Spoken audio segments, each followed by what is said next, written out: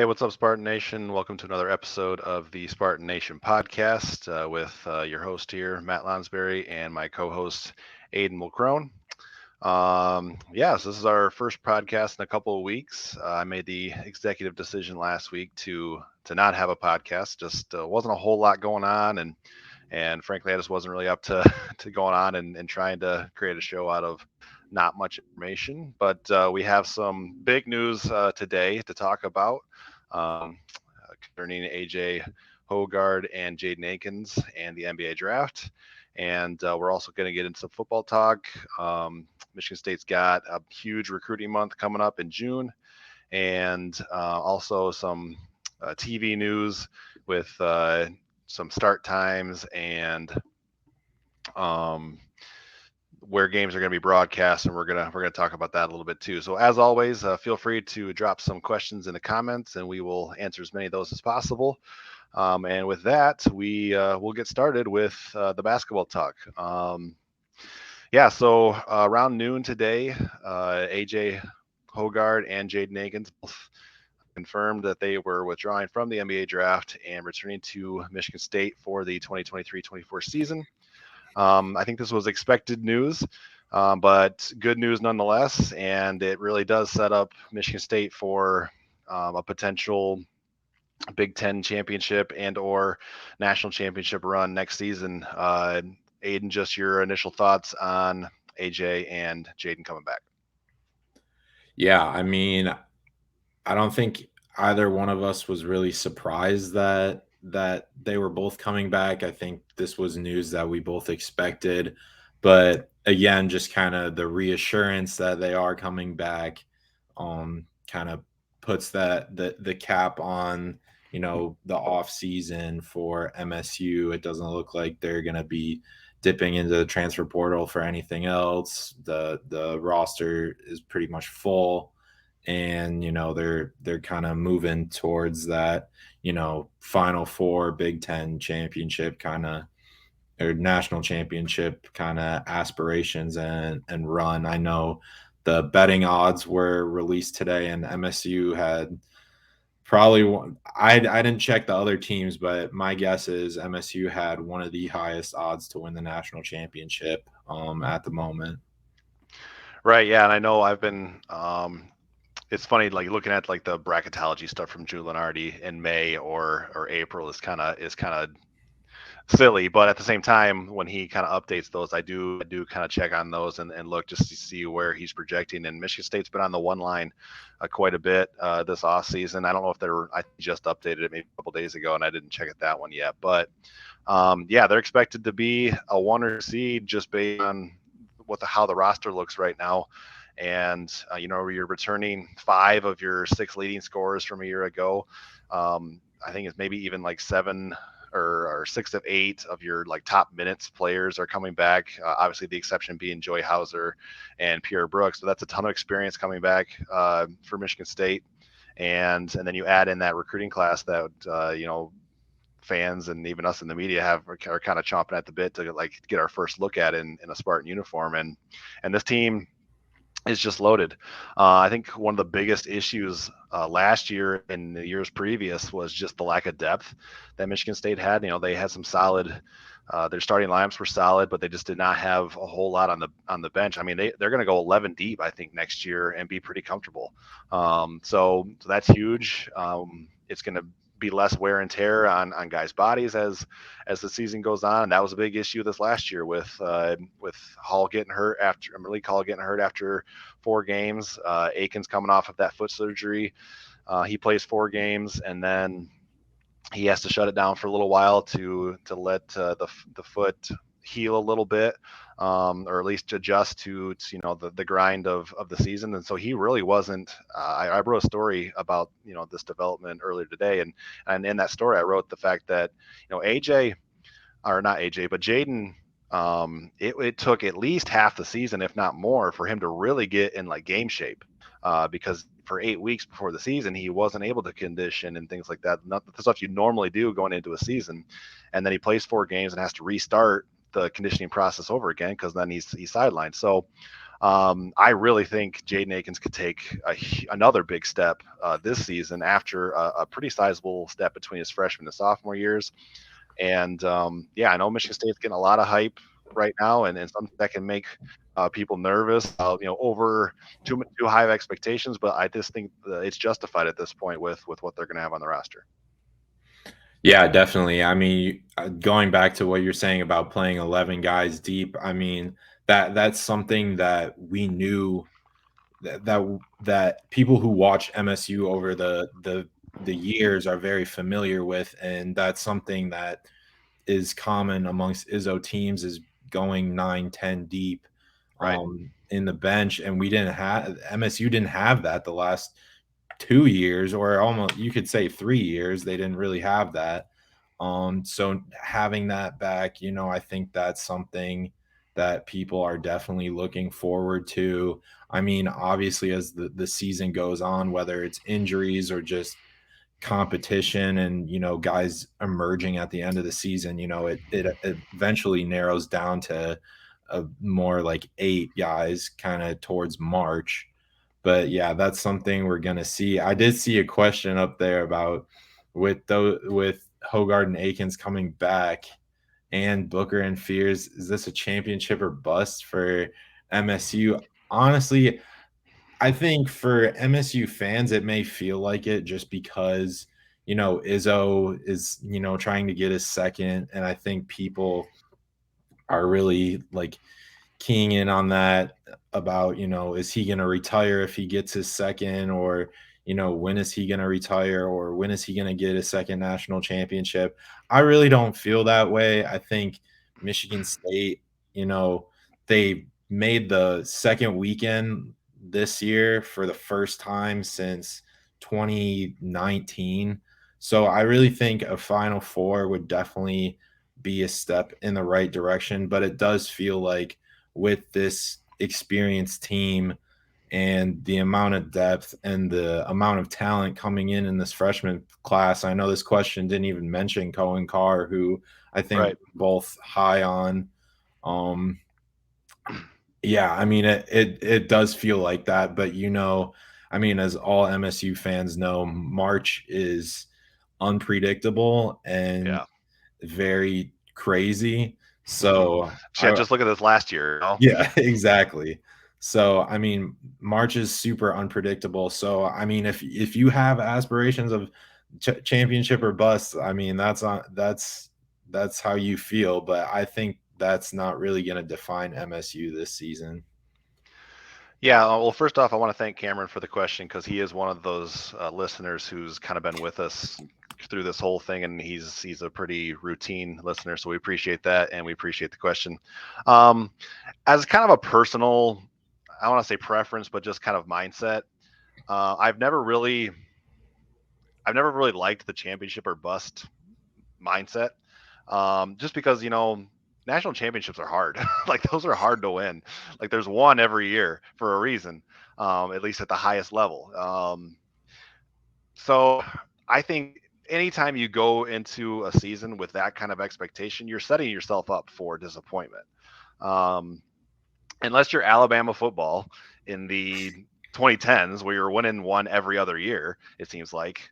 Mhm. It's really hard to win a national championship. Michigan State's been a really good program for throughout most of Izzo's tenure. They've had good teams almost every year, and they've got one national championship. That doesn't mean that they're not a good program or even a great program or elite program, but it's just hard. So I wouldn't put that level of expectation on it, championship or bust. Now, if they aren't right in the thick of like a Big Ten regular season championship with a couple games to go, I think that's a disappointment. If you don't make a run in March, like you said, to a Final Four or if you get beat on a buzzer beater in the Elite Eight or something like that, then it's like, okay, well, that sucks, but it's still a good season. But like, yeah, so if you don't get to a Final Four, or at least you're right there at the doorstep of Final Four, if you're not right there within a game or two of winning a Big Ten championship, and I think you could even say if they don't win the Big Ten championship, you could label it as a disappointment. I think that's fair. Mhm. But national championship or bust is a place that very few programs can put themselves across sports. And in basketball, I don't think there has been a program that is there. Villanova had a good run the last couple of years under Jay Wright. Kentucky in the past, especially early on, I think with Calipari, maybe had those kind of aspirations, and yet they only won one championship too. So that's a big burden to put on this team in May. Um, and it could change if you end up being like the number one overall seed in the tournament. Now that's a little maybe a different story because you're expected to get to the Final Four and you're the favorite to win the national championship. So we'll see what happens with that. But a good question, thank you, Cameron. There's a lot coming in right now. There was another couple things I wanted to get to. Keys to Wisdom here. He's very active in the comments here. I'm just going to pull up this one about Hoggard in the NBA. I thought just because I'm a Pistons fan and I grew up watching the going to work Pistons, the Billups comparison is kind of intriguing. I don't think AJ is the shooter that Chauncey was, but I do see like the build. The similarities in their build and maybe a defensive side. Yeah, I don't think just going back to the decisions that AJ and Jaden made, I think Jaden would have gotten drafted. Uh, what do you think? Second round, mid second round, or are you with? Honestly, I don't think he would have. Okay, all right, that's fair. Yeah, I think his lack of size definitely hurts his stock. Right, Um, and I would say AJ was not going to get drafted. no, yeah, I Because think yeah, he doesn't have the athleticism that Jaden right, does. His right. game, and I don't want to like pile on AJ right now, but like he's not an elite shooter, and it just seems like it's hard to get on the floor in the NBA now if you're not a plus shooter. It's just really tough. Now you can be a specialist, you can be a defensive guy, I suppose, but like usually those guys are at least 3-and-D guys, and AJ's not a 3-and-D guy. So interesting comparison. I wanted to pull it up. Thanks for the comment, and thanks for all of your comments here. Keys to Wisdom.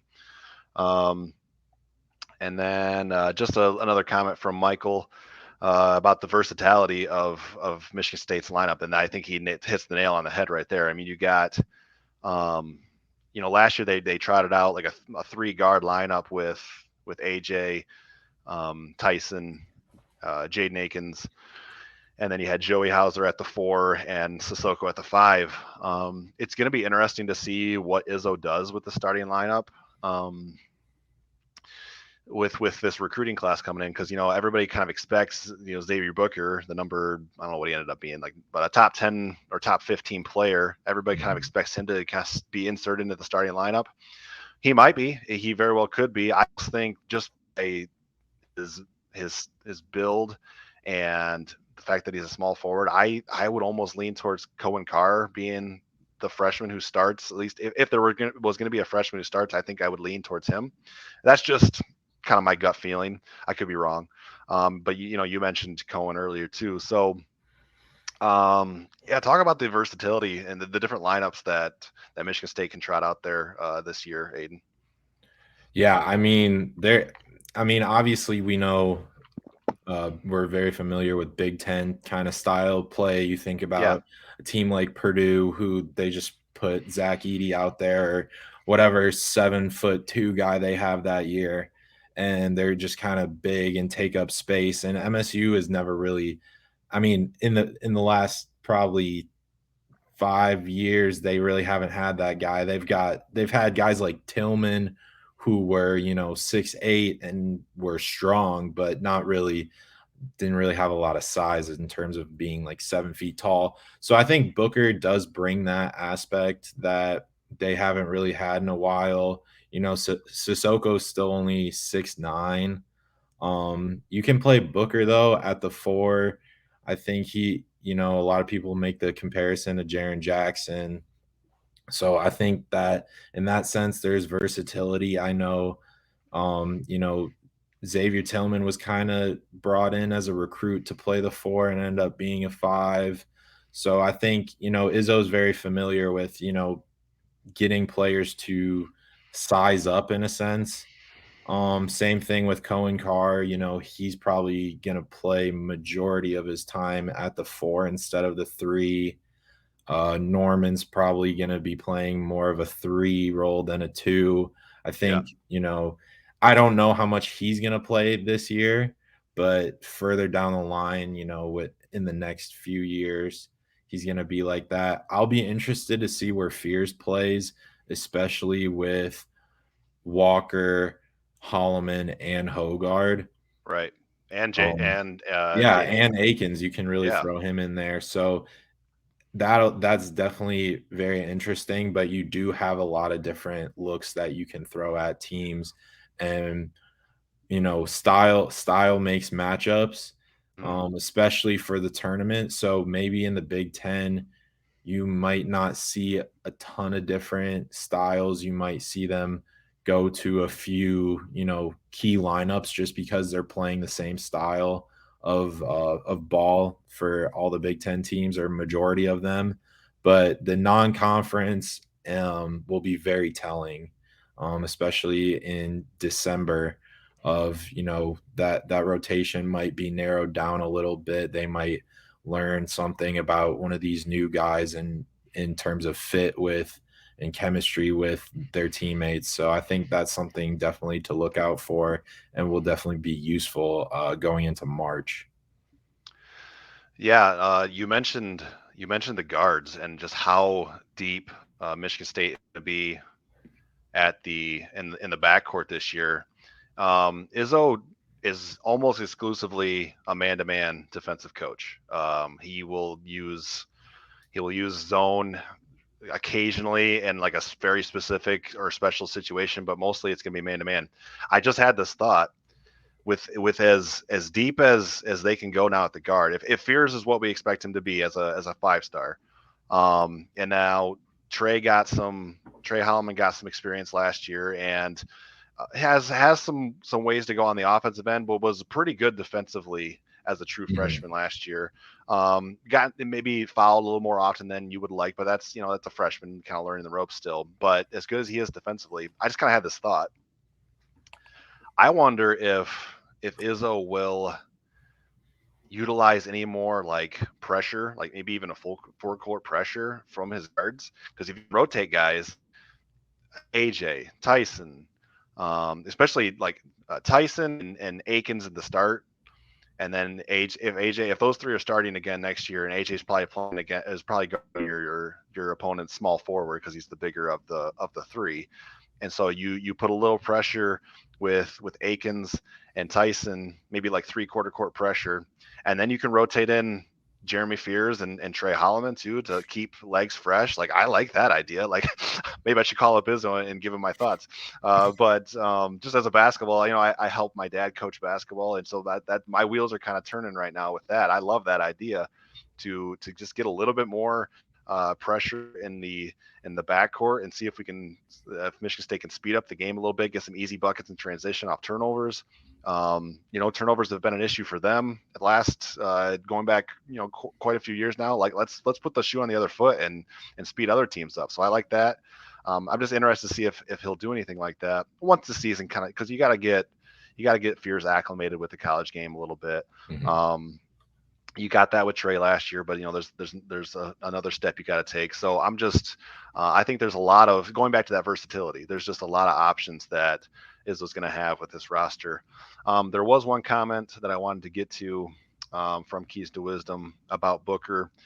It says Booker's tall, but he's a freshman, skinny, and he's got to bulk up once he gets to college. He'll play some more. I agree with this in part.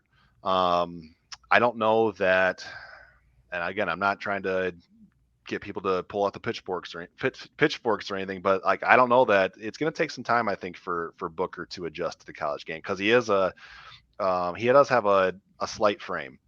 And so he just arrived on campus. Michigan State put out the video of him going into his dorm room and stuff like that a couple days ago. So he's got several months here to add some weight and to start, strength and conditioning and all that. So he's gonna bulk up some between now and the start of the season. But yeah, I wouldn't be surprised if it takes a little bit of time for him to get acclimated with the physicality of the Big Ten and things like that. Any thoughts on that? Yeah, I mean, I think if he adds some muscle, you know, that's what you want. I see kind of a bit of a Bryce Johnson from North Carolina, if you remember him. Yeah, He was kind of a 6'11". I think he only weighed like 200 pounds maybe, but he was just really athletic. They could play him at a 4 and a 5 position. He handled it. He handled his defensive role well against larger players. I think I see a little bit of Booker or of Bryce Johnson in Booker. Um, but yeah, I mean, just the Big Ten is brutal. So for any freshman to go through a full season, there's going to be wear and tear on his body eventually. But yeah, just getting a little bit of muscle, not messing up kind of his shot or anything like that or mechanics. But Izzo still recruited him for a reason. right. He knew what he was when he recruited him. So, I do believe Izzo has a plan for him in place that, whether or not he does add, an extra 30 pounds of muscle or not, that he'll be ready for the season. Right. I did want to get again another question here. Kohler or Cooper at the center pot. I'm kind of with Cameron on this. I think one of these young centers is going to supplant Madi Sissoko in the starting lineup. If you would have asked me right at the season's end, I might have leaned towards Cooper just because he was playing, I think, his best basketball at the end of the season there, whereas Jackson was more. I don't know. It seemed like Izzo was preferring Cooper a little bit over Jackson down the stretch. But then, I start seeing these pictures of Jackson Kohler and how much he's slimmed down already. It looks like this offseason. And when you consider the fact that Jackson is the more offensively refined player of the two of them, he has more of a jump shot. He has better footwork offensively around the basket. We saw him take a couple threes last year. I don't know if he hit one or not, but so he has some range, and maybe he can develop that a little more in his second year. So I don't know. I think I would lean towards Kohler at this point over Cooper, but I do think that, and this isn't meant as a shot against Maya Sissoko, but it's a meritocracy. People you compete to earn your spot in the rotation, and I think both these guys have a chance to kind of supplant Sissoko. Maybe Madi's used in more of a um, as a kind of earlier in his career when he was kind of brought in as a defender to kind of eat up fouls or use his fouls against some of the Big Ten bigs. Um, and he's better now than he was as a sophomore. He was better last year than he was as a sophomore. I think he took a decent stride last year. And so it's not like he's gonna be just relegated to that role, but I can kind of see that as more, again, a situational thing, the versatility. What does Izzo need in this particular situation? And I could see him going to Sissoko and those areas. Thoughts on that, Aiden, as far as like this question and then the center rotation as a whole? Yeah, I mean, like you said, it looked like Izzo kind of started favoring Cooper at the end of the season, but again, it really is all going to depend on style and matchups because I think the amount of depth that they have that you can play matchups. So, you know, when you're playing a team like Purdue, probably going to be more Cooper and Sissoko than Kohler. And then, if you're playing a smaller team, you might see Kohler a bit more just because he does look faster. Um, and yeah, so I think in for the bigs, I think he's gonna stick with Madi to start to begin with. for the season. I think Izzo does favor veterans um early in the season, Yeah. especially in non-conference. And then yeah, once you get to December, the end of non-conference, and then you start going into Big Ten play, I think you'll start to see what that real lineup for the rest of the season and heading into March will kind of look like ideally. Yeah, I'm with you on that. We touched on this earlier, but just to give Kyle, as Kyle's another one of our guys who has kind of been there from the beginning, and we appreciate that, Kyle. Where does Holloman fit in this lineup? Again, just based on the experience of those top three guards, and then the fact that Fears has a lot of expectation hype as a five guy. I think Holloman is fifth right now Mhm. in the depth chart. But again, back to my point about putting a little more pressure on opposing backcourts. I think you can tell your guys that they can be a little bit more aggressive too. So if a guy does get in foul trouble, you've got depth behind him. You don't ever want like Tyson to pick up two fouls in the first like 3 minutes or anything like that, or Jaden or even AJ. But like just that you have a bit of a security blanket having guys who are either talented like Fears and then some experience like Holloman. So I do think there's a role for Trey. Um, what you hope to avoid is to get him enough playing time, despite all the bodies, that he's not considering transferring or something like that due to a fear of playing time. Which, again, this is a college kid, so you don't know everything that goes on, mindset wise. But like, I do expect this to be. I expect this to be Jaden Akins last year at Michigan State. I could be wrong, but I kind of expect that right now. Um, Hoggard will have another year of eligibility due to COVID, but wouldn't be shocked if he is done after this year.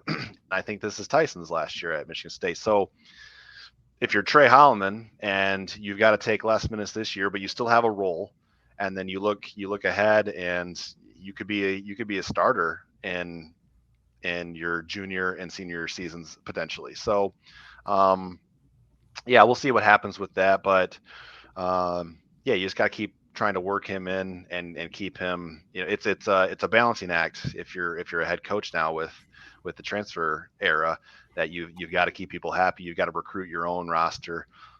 Any thoughts on that?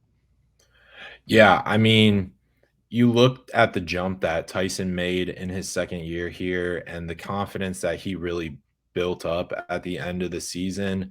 I think Holloman is a player where you don't need him to score a ton of points. You just need him to be out there defensively and Yeah, really just play whatever role he's given. I mean, you look at the Miami Heat are a perfect example right now of just having a ton of guys who know their role. And I think right. he could be a player where he may see, or a lot of fans may notice, he's not the best offensive player, but I do think that he is very good defensively. And I think another year under his belt, he's one of the better defending guards on this team, which is kind of crazy to say because this team has a lot of good defending guards. Yeah, Um, so just in that sense, like if he knows his role, is just to come on and give a quality, 8 to 12 minutes a night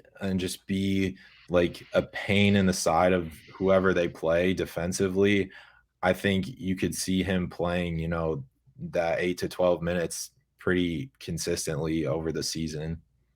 right. Um, this is kind of an even tougher question for you, just because you're like 8 years younger than I am, I think, or around 8 years younger than I am, and I was 8 years old when Michigan State won the national championship in 2000. But this question just occurred to me.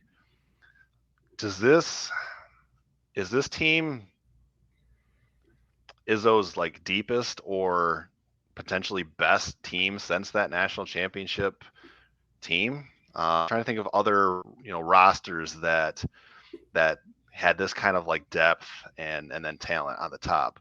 Um, Somebody earlier mentioned that when we were talking about how hard it is to win national championship, they mentioned the 2009 North Carolina team and how that team was just loaded and expected Mhm. from day one to win the national championship, and they went and did it. That team ran into like Michigan State ran into that team in the national championship game. I know Draymond was on that team.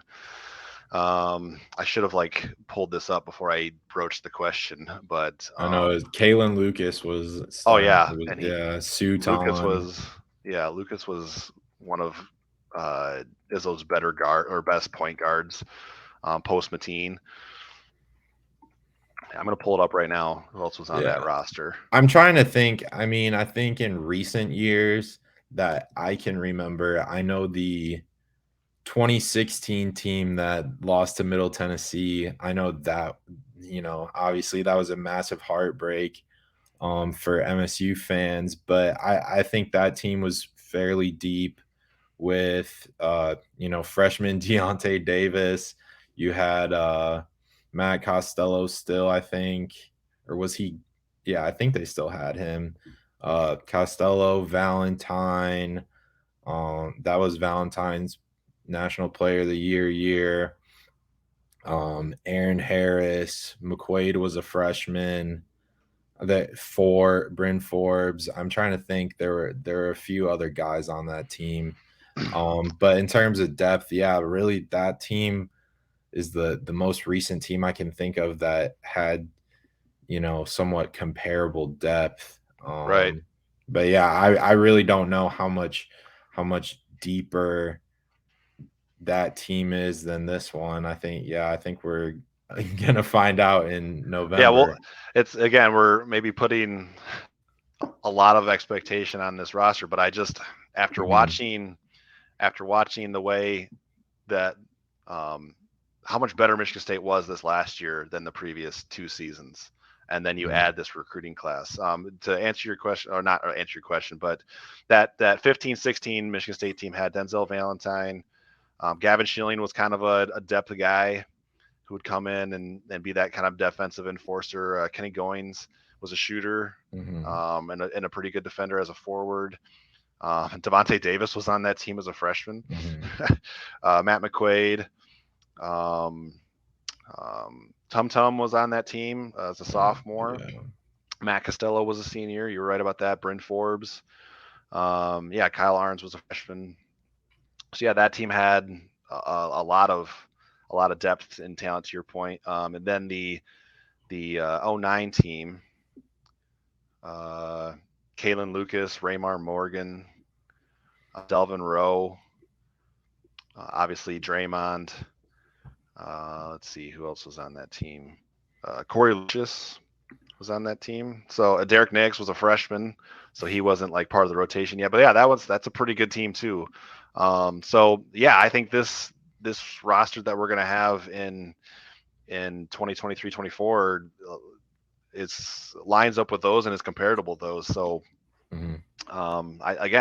I think the expectations are justified, and Michigan State fans have plenty to be excited about once the season kicks off in in November. How about that Champions Classic?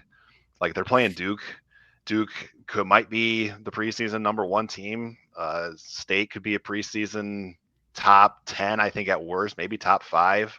The Champions Classic this year could really be something. So Yeah. um, let me look through the comments here. If there's anything else. Um, Again, we appreciate the comments and the questions. Keep those coming if you have any more. Um, any final thoughts on basketball, Aiden, before we kind of shift gears and talk some football? Nope. Okay. All right. We'll shift gears and to football now. If you guys do have questions about basketball, feel free to ask them and we'll answer them maybe at the end of our football segment. But we are going to shift gears. Uh, yeah. So when I made the decision last week to not have a podcast, the only thing that really I kind of had a want to talk about was at that time, I think the season finale against Penn State had just gotten moved to Ford Field in Detroit. That game's going to be broadcast on NBC, and that kind of created like an uproar on Twitter. And there was two sides. The fan part of the fan, half the fan base seemed to love it or like it, and then the other half of the fans base seemed to hate it, and just be mad about it.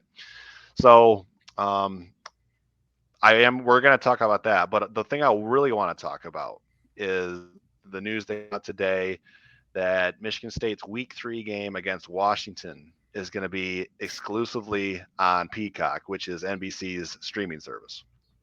And Aiden, we talked briefly before we went live, and you said you have some experience on Peacock, the streaming service, and so I'm going to let you maybe talk me off the ledge here a little bit, but I'm going to share just my thoughts on this. I think it's blasphemous to have a game of this caliber exclusively on a streaming service. As a traditionalist when it comes to college football, as somebody who can't stand the way that I understand it, but I can't stand the way that television contracts are kind of the driving force now behind all of the conference realignment that's going on across the country. This I just hate this so much because it's two Power Five programs. I know Michigan State had a down year last year and was 5-7, and they'll go into this game as a heavy underdog, maybe a 2 touchdown or more underdog.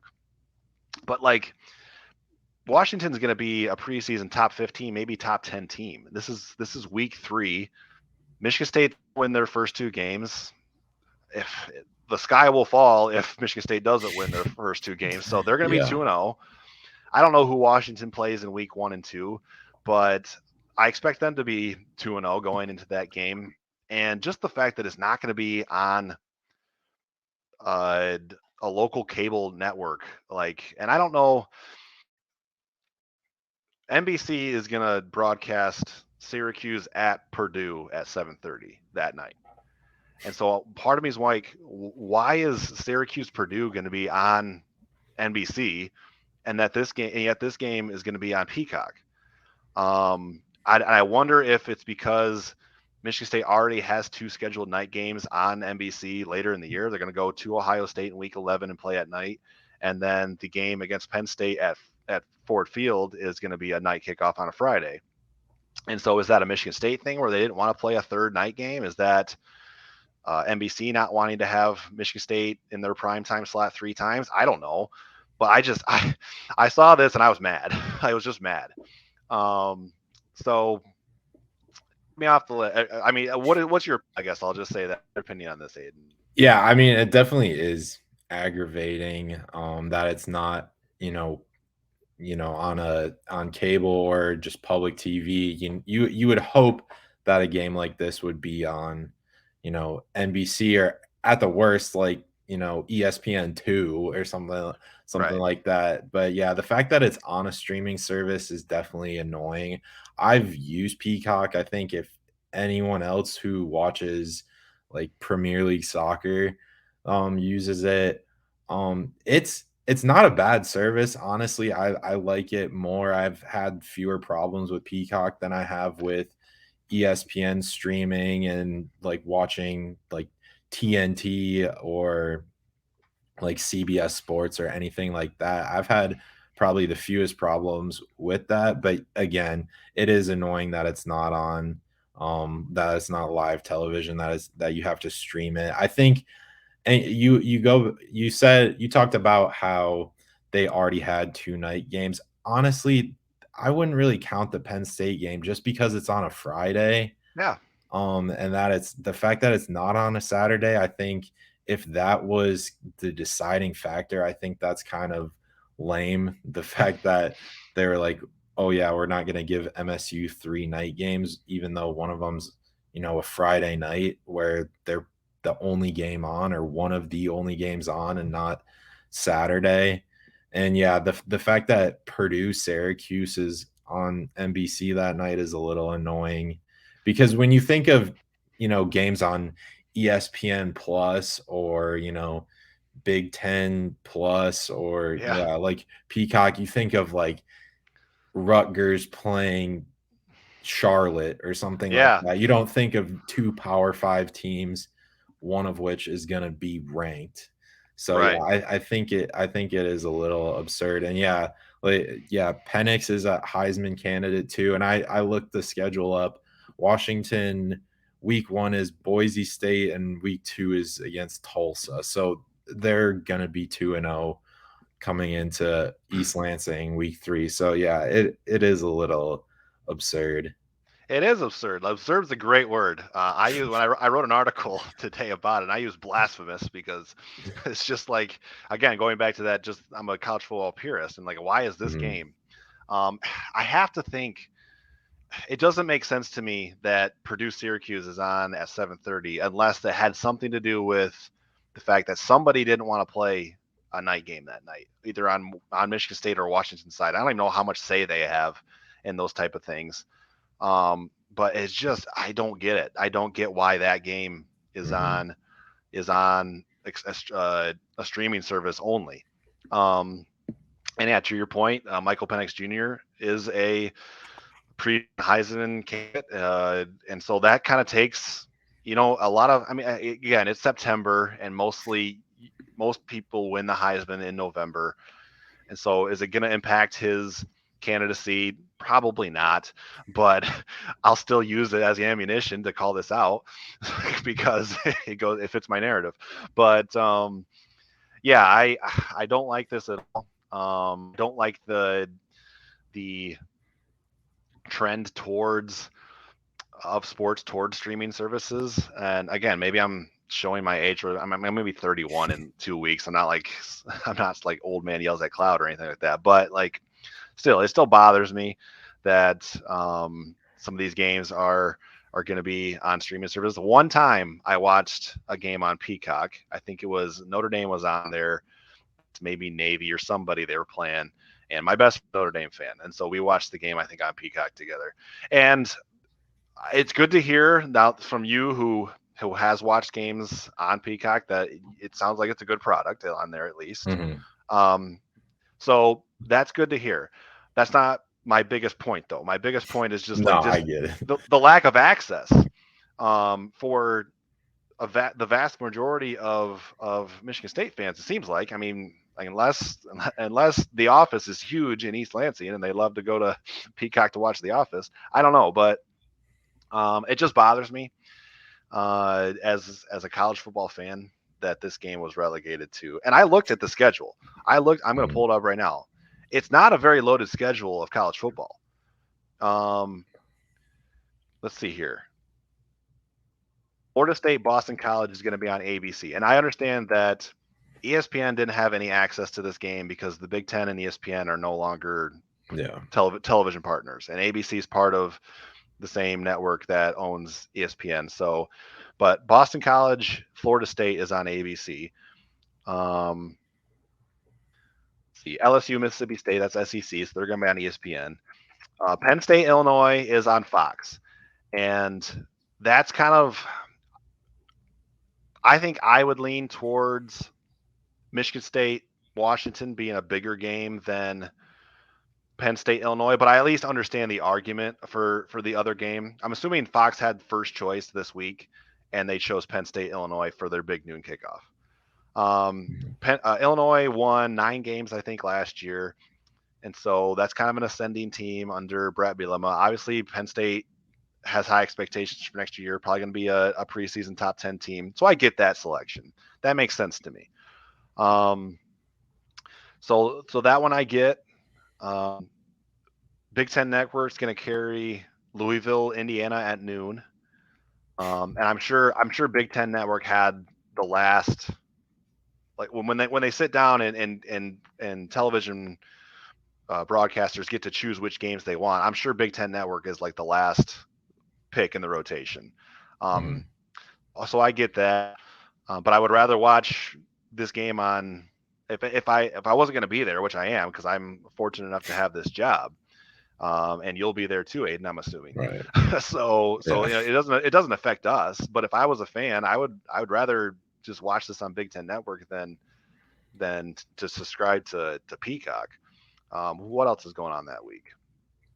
I do Uh, want to say quickly, it just kind of occurred to sure. me as we were talking in terms of just the markets in general for this game, because you have Washington, which is the Seattle market, and then you Yeah. have Michigan State, which is one of the largest alumni bases in the world, and they have large markets in, Chicago, Detroit, just pretty much everywhere. So it is kind of weird that, you have and then you have Purdue, which is, you know I mean, I don't They're mean a to hate basketball on school. Purdue, but it's like middle of nowhere Indiana versus Yeah, and it's a Syracuse, who, basketball again, school. yeah, they're two basketball schools playing each Exactly. other. So, like, yeah, it is kind of funny. Yeah. Um, Cameron says most people don't have that channel. I'm assuming he's referring to Big Tent Network. Most people don't have Peacock either. I yeah. mean, so that's what I would say. That's what I would say to that. Mm. Um, I'll throw up Kyle's comment here. Media bias. Nick Saban invited to talk and playoff. Yeah, that was something too last year when Nick Saban was pretty much invited to come and pitch Alabama's case to make the playoff last year. Um, yeah, I think I'm. So I study journalism in college, and so I sometimes think with the media bias thing, and I'm speaking purely on sports now. I'm not getting into the political realm because I'm just not going there. We don't do that on this show. We Yeah, don't do that on this channel. All for the right. best. Yes, absolutely. If you want that, there's plenty of other places you can go to get political talk. Um, but I think sometimes media bias is overblown. But when it comes to who's going to be on television or what networks choose which games, there's absolutely a bias because the media want the one that's going to draw the most eyeballs. But to your point, Aiden, how is this game not one of the ones that's going to draw the most eyeballs this week? It just doesn't make any sense Mhm. to me. So, um, yeah. So thank you for the comment, Kyle. Let's see. Oh, and then here's the thing. This I will address this too. What happens to season ticket holders with the Penn State game being moved to Ford Field? So, though the season ticket holders are going to get a refund for that game. Um, I've never been a season ticket holder for any sport, so I don't really know how that whole thing works. And I don't know what season ticket holders paid for their season tickets this year. I heard on social media that they were getting like a $50 refund for the game between Michigan State and Penn State, that last game. Again, I don't know.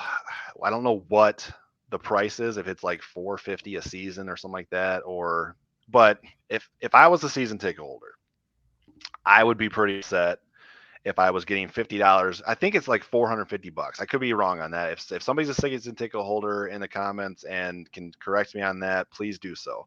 But I think it's around $450 for season tickets. There were 7 games this year. Penn State, Michigan State is a bigger game than all but the Michigan game at home this season. So I would be upset because I think that game's worth more than $50. So if that's what I'm getting back for my refund, I'd be upset. And Michigan State's gonna refund people who have already paid for parking and stuff like that too. And that's good, like good for doing that. But I'd still be pretty upset if I was getting $50 back for that game because I think it's worth more than $50. My opinion. Um, and yeah, so you have to go and get tickets through I don't know if it's the Lions website or if Ford Field has an exclusive. I'm assuming it's just the Lions website. I don't know how you would get tickets for the game in Detroit or who it goes through anyway. Um, so yeah, we can shift gears now to this game because I did want to talk about this too. Um, this doesn't bother me as much as the Peacock thing. I never thought I would say Yeah. that. Just I never thought those words would come out of my mouth. But I kind of I get the pros and I get the cons for this, being that the fact that it's a holiday weekend, students are typically not on campus, and I'm going to let you speak to this too, Aiden, because you're a student at Michigan State, and so you can give a little more insights about this game and the student section and things like that. but students typically aren't on campus this weekend. It's typically cold. Last when Penn State came 2 years ago to East Lansing, it was a snowball. Um, and so from that perspective, I get the appeal of playing indoors, giving the players an opportunity to play in an NFL stadium, which a lot of them seem excited about. So that's a pro. Um, Detroit still should be a good home field. I would expect you'd still have good home field advantage there, as long as Michigan State has a decent season. Like if they're 6-5 or better going into this game, I think you're going to have a pretty solid home field advantage. I don't think too many, but it does open up the opportunity for Penn State fans to um, maybe have a bigger, larger presence than they would have at Spartan Stadium. I'm kind of rambling here, but so Aiden, give me your perspective on this move to Ford Field. Talk about the student section thing, and then your general thoughts. Yeah, I mean, I have no clue how the student section is gonna be. I know from past years, I remember my freshman year, MSU played. I'm pretty sure it was Maryland for. It was the last game of the season at home, and it was raining and kind of miserable, and that was the last year of D'Antonio, and MSU wasn't very good, and neither was Maryland, and it didn't really draw that big of a crowd, just in general in terms of weather and the teams and just all things considered. Uh, yeah, and then again, like students are gone that week for Thanksgiving, so that definitely drives down the amount of people who come to the game even less. I do remember the Penn State game very fondly. That was definitely a very fun game to go to in the snow, especially since they won too. Uh, Right. so in that sense, that was definitely a fun game. But again, that game didn't sell out. It was still, that I mean, if people know what I'm talking about, that upper deck above the student section is pretty Yeah. much always empty. You can see it, no matter where you are in the stadium. That upper deck, that corner is always kind of left empty, and I mean, unless it's like the Michigan game. Sure. So in that sense, I understand. Mhm. I kind of like the idea that it's kind of more bringing it towards Detroit area, where a lot of students go or students are from around closer there, and then also just alumni in general live more around that area than kind of. I mean, there's still plenty of alumni in East Lansing area, but yeah, kind of taking that to Detroit. I know MSU basketball plays Oakland at Little Caesars, or they used to play it at the Palace, almost every other year, or something like that. So I think that's another kind of branding thing. I mean, we talked about the MSU Washington game, like the media bias and kind of just in terms of catering to different markets. So it makes sense to me. I think the funny part about all of this is that MSU and Penn State are the two founding land grant schools and huge agricultural schools, and they're playing in a climate controlled stadium, like dome that's you know got the AC going, and they're playing on turf instead of real grass. So Instead of I real I think grass, I think that part is funny to me. But I ironic. do Yeah. yeah, but I do like the idea of them playing at Ford Field. I know some people were like saying it kind of takes away from senior day for players, but it does seem that a lot of players are on board with it. And yeah, I do like the idea, and that's definitely a game. Even if I wasn't gonna go, or even if I wasn't planning on going to the MSU Penn State game before, I probably would have planned on going to that. That now that it's at Ford Field. Yeah. I like it as a one-off.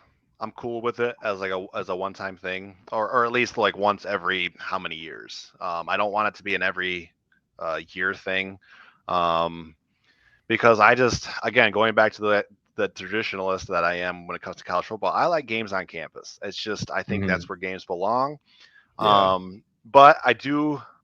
I'm cool with this as a one time thing, and I know the Michigan State kind of did the Big Ten a solid here because I don't know if you read the I haven't read it in its entirety, but the whole Pete Thamel story on Kevin Warren with ESPN and how the television deal is like half done, even though we're 3 months away from the season, they still have to finalize things, and it's like what is going on? Good work, Kevin Warren. Um, but so it does sound like Michigan State's doing a solid to the Big Ten here, and we're approached about moving this game for NBC. Another one, another NBC conundrum, if you want to call it that. Again, I'm not as upset about this I am about the Washington game, but I'm really starting to get irritated with NBC. I'm just gonna say that. Um, so no, on a more serious note, like I'm excited because I've never covered a game at Ford Field before. I graduated college in 2015. I worked at a small newspaper for the next 3 years. Hit my ceiling there.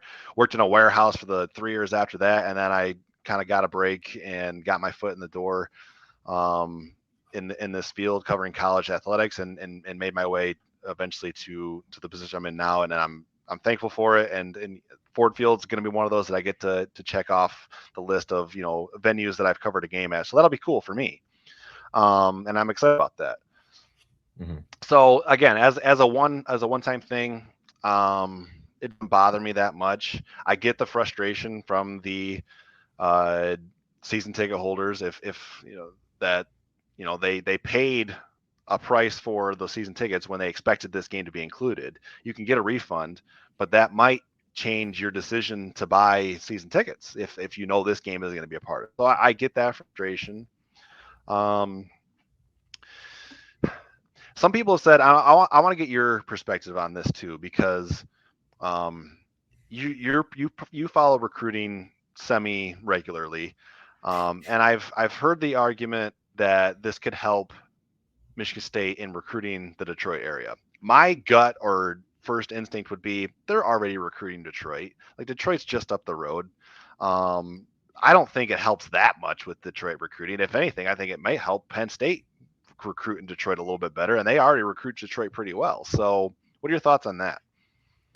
Yeah, I mean, definitely just bringing the product to Detroit as a whole. I think it does help a little bit. Just the fact that, you know, they can get a lot.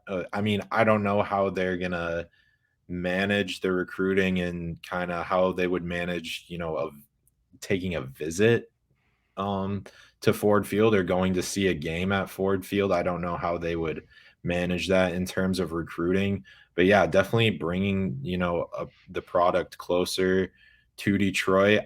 I do think it would. I mean, the fact that you're not on campus because when recruits take college visits, it's kind of a whole you know weekend thing where it's like you get there on Friday and then Saturday you're visiting the facility, you're seeing players kind of their walkthrough and everything, and then you go to the game, and then after the game you meet with coaches, and there's a whole process that goes into taking a weekend visit as a high school recruit.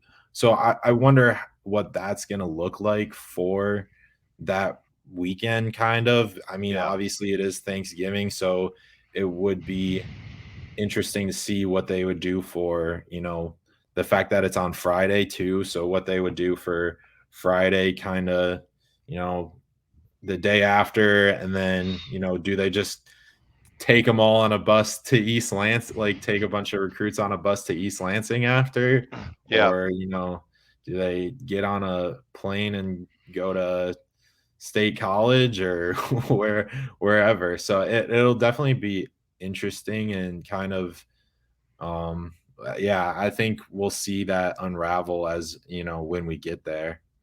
Right. Um, yeah, I mean, Thanksgiving is my favorite holiday of the year. So yeah, as far as like just the weekend in general, yeah, it's gonna be Mhm. awesome because you get the Lions on Thursday. Uh, Michigan State football is gonna play. Man, I just thought about this literally just now. That's gonna be a crazy day for us covering Michigan State because I totally forgot about the fact that the basketball team's playing the same day. Oh, Um, really? I didn't even think about that. so yeah, I'm gonna cover. We're gonna cover. We're gonna cover the football game in Detroit. At least I am, and I will absolutely put in a credential request for you, Aiden. If you're, I mean, I don't know. It's Yeah, holiday weekend, so we'll see how that plays out. But right. and then yeah, I don't know how I'm gonna get all that covered, but it's still gonna be fun.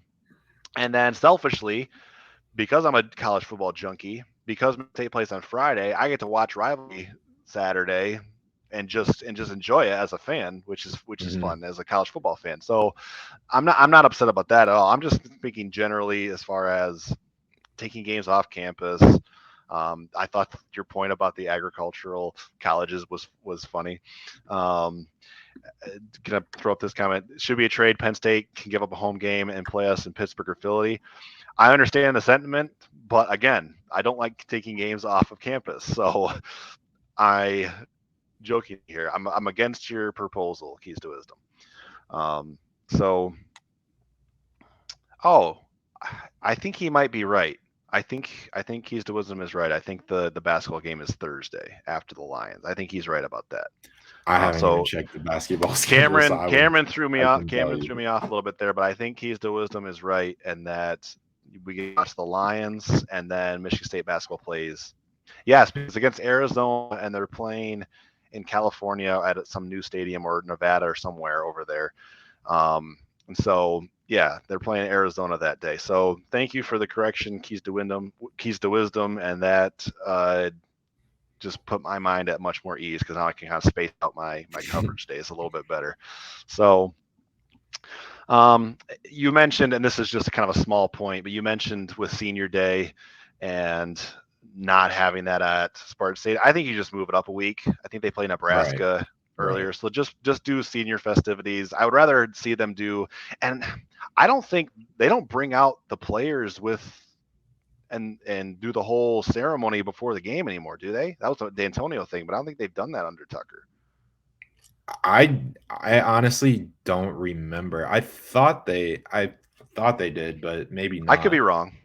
Yeah, I don't remember. I can tell you. I can't remember the last home game last year because they It played was Indiana. Indiana. Okay, well that was Yeah. tough senior day last year. Yeah. Yeah.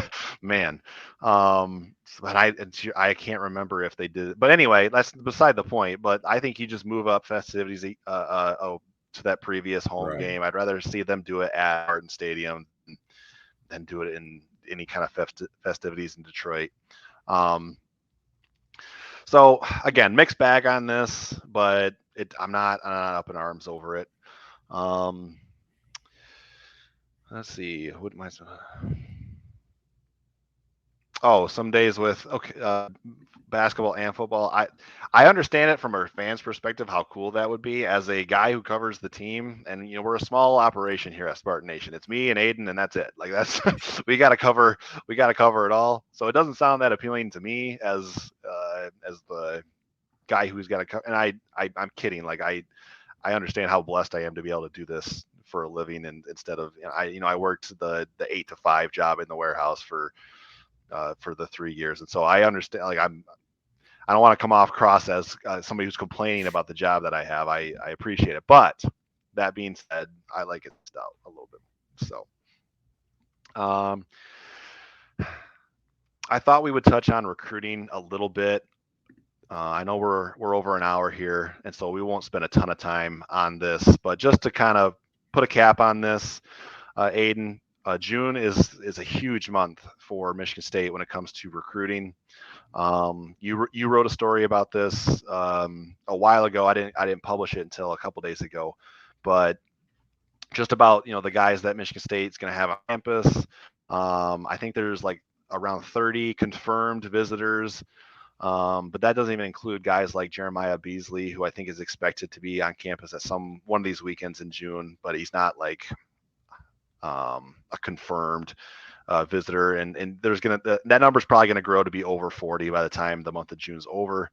Um, so I guess I don't know if you most of our audience probably doesn't know specific names other than guys like maybe Zadavian Sims, who committed to Oregon recently, but is still, at least for now, tentatively scheduled to visit Michigan State. So I don't know if we want to get into like specific names, but just can you kind of talk about the month in general and the kind of guys that Michigan State's bringing on campus and just kind of give a little bit update there. Yeah, so really reading the list of guys who are coming on campus this month, taking official visits.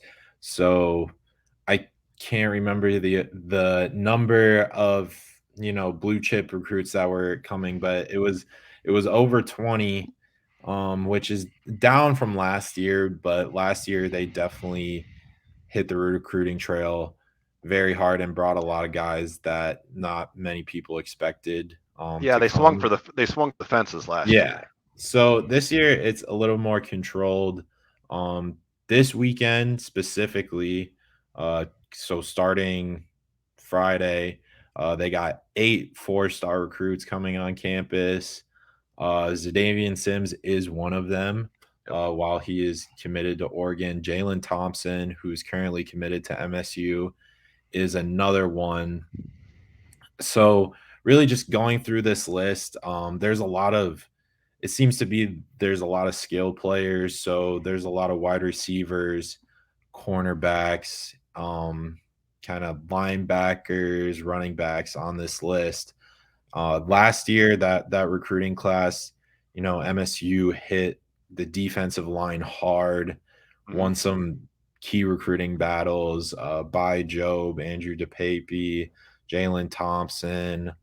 Um, I'm missing another D lineman I can't even think of right now, but yeah. So, they're recruiting some more skill guys this year. Nathan Roy is another name that Yeah. people may know, who's a offensive tackle out of Wisconsin. He just put MSU in his final 3 with UCLA and Minnesota, so it Yep. definitely feels like a winnable battle for a lot of fans just looking at brands. Um, so he'll be on campus uh June 9th, I believe. So yeah, just in general, I think MSU is kind of they did swing for the fences last year, but now they're kind of figuring out, kind of filtering, we can bring all these 5-star guys, but if they're not interested, like, why are we wasting our time? Or I mean, it's not that black and white, but it Sure. is it is very they're focusing more on players that are definitely way more interested in MSU than just taking a official visit. So I think for that sense, it's definitely going to be a big deal. I know MSU has had back-to-back top 25 recruiting classes. I did say this month will determine if they have a third top Yep. 25 recruiting class in a row. And I still believe that. I think that's huge. Before MSU had that breakout 2021 season where they won 11 games, they had a top 25 class already. Before, after the whatever they went 2-5, they had a top 25 class before that season even started. And there's some recruits that are saying, they still see kind of the vision and they still see how strong the culture is in this program. So look, the fact that players are not looking past 5-7, but understand that 5-7 wasn't, didn't meet expectations and they do expect to be a lot better than that. I think players have recognized that, and I think that is definitely factored into why they're still getting, 20 to 30 4-star recruits on campus. Um, But I think this first week is definitely a big one just because of the amount of 4 stars that are coming on campus, and it's really gonna kick off a busy June. Obviously, yeah. One last thing, just obviously with the 2 players that have already decommitted, Nick Marsh from River Rouge, the receiver, Yep. and Jamari Howard, the corner from Miami. Both top 100 players in the country. They're both taking visits to official visits to MSU still. So, Yep. kind of, I think Marsh is definitely still a winnable battle, and Yep. MSU is still in the thick of it. Howard, I not so much. I don't think so, but Yeah. I think the fact that you still get him on campus is something to take note of. So, yeah, Yeah. just kind of, yeah, that's kind of my rundown. Yeah, no, and that was good.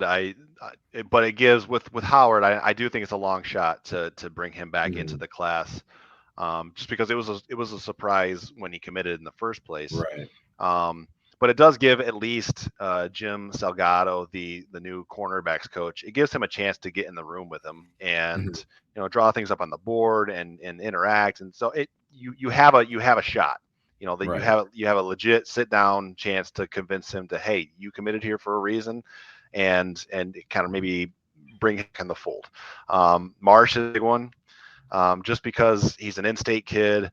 He's a top. I think he's still top 100 guy, and so just from a perception standpoint, bringing him back in the fold is kind of like Michigan State football needs a positive storyline after just a really tumultuous last 3 weeks, or really a tumultuous May post post spring practice with the transfers of Peyton and Keon, and some decommitment of Howard, I think, happened last month. Right. The crazy TCU defensive, I don't remember the guy's name, Keon Stewart or something like that, who Yeah, who, Keon who Stewart. announces he's announced he's returned to Michigan State, and then 5 minutes later he's going to Arkansas, or 11 days or whatever it was. So yeah, you could use a positive story coming out, and I think Marsh would kind of fit that bill. But his decision is not until June 7th, and we'll see if that sticks anyway. So it's not going to be like right away, but yeah, I think to your point, you said this in the story too. Chris Kapilovich is doing a really good job on the recruiting trail. He has since he's gotten to Michigan State, Mhm. and we saw him kind of break through with that big commitment pledge last year with Stanton Ramil out of Alabaster, Alabama. A 4-star kid. Maybe Nathan Roy is this year's Stanton Ramil, and you stack a couple of 4-star offensive tackles in back-to-back classes. We'll see if he can pull that off. And then you mentioned Ephraim Reed and Courtney Hawkins in your article too, about Yeah. the quality of prospects that they're bringing on. I think Michigan State's going to have 4-star running backs on campus this month. Mhm. Jason Brown was in one of the comments. He's the highest rated kid. I think he's a West Coast kid, rated like number 62, I think, in 24/7 Sports Composite. So that's a big swing. Mhm. But like, you have other options, and I feel like that's one of the things that was maybe missing last year, is they took all these big swings with guys, and didn't quite. And they had a good class. Like, don't get me wrong. I think they signed 8 4-stars out of the 16 total players. But you like to see more fleshed out class this year. Get into that 25, maybe even up to close to 30 players this year, just because you had such a small class last year. Um, so it's good to see, again, options. 4 different 4-star running backs are going to be on campus, and you can pitch different ones. A wide receiver, I'm not as clear on the numbers, but like, obviously there's Nick Marsh. Yeah, Um, there's a lot. there's a lot of receivers, full Mhm. 4-stars, and then some 3-star guys who kind of show some promise too. So yeah, they're casting a wider net, it seems like. And last year was pretty. defensive focused. It seemed like, to your point, with the defensive line, and then this year it seems a little bit more offense focused. And you like to see, both sides of the ball addressed, obviously, but yeah, like to your point, this is like that first step towards really building that 24 class. I think it was Keys to Wisdom mentioned that Texas only has 3 guys committed to their class right now too, and then that's a program that's finished in the top 10, maybe in top 5 the last couple of years. So it's not, the slow start isn't ideal. Losing Nick Right. Marsh and Jamari Howard isn't ideal, but it's not like a death sentence either. And this month of June is kind of that opportunity that they have to get some positive momentum going. I guess this was a good show tonight. We covered a lot of ground. It was only like 3 topics, but I feel like we fleshed out the topics quite a bit. I appreciate you guys in the comments. Any final thoughts, Aiden? No, Okay, don't think we covered it all. I think we covered it pretty good. Thank you for tuning in, guys, and with your questions, and yeah, it's the off season, and it's a long ways away. It seems like, to the start of college football season. I can't wait. But June is kind of typically our slowest month when it comes to just coverage, just because there's not, like, summer conditioning is going on. There's recruiting. We'll do a lot of recruiting over the next month, but that's kind of what it is. I'm anxious to get back to covering games again. I'm very excited to see Michigan State basketball and just all the talent that they're going to put on the floor this fall and then into winter. So looking forward to it. Thank you for tuning in, and we'll see you next time.